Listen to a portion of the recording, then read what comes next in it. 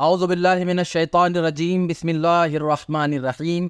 आज हम इमामिया उर्दू कायदा दर्जात फ़ाल का 8वां सबक पढ़ेंगे, जिसका नाम है से हरफी मुफरद।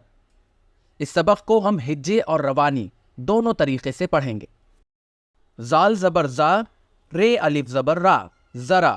डाल ज़बर डा, रे अलिफ ज़बर रा, डरा। दाल ज़बर ता, वाव अलिफ ज़बर वा, दवा।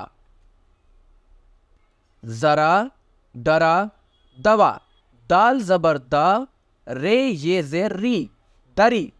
जे ज़बर ज़ा, रे ये ज़ेर री, ज़री। रे ज़बर रा, वाव ये ज़ेर वी, रवि। दरी, ज़री, रवि। अलिफ वाव ज़बर औ, रे साकिन, और। जे वाव पेश जो, रे साकिन, जोर।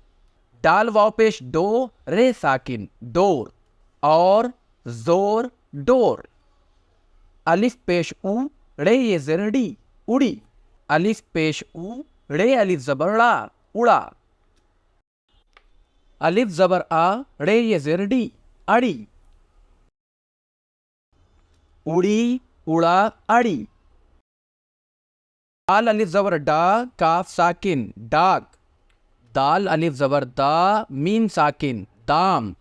दाल अलिफ ज़बर दा, लाम साकिन, दाल। डाक, दाम, दाल। डाल अलिफ ज़बर डा, लाम साकिन, डाल।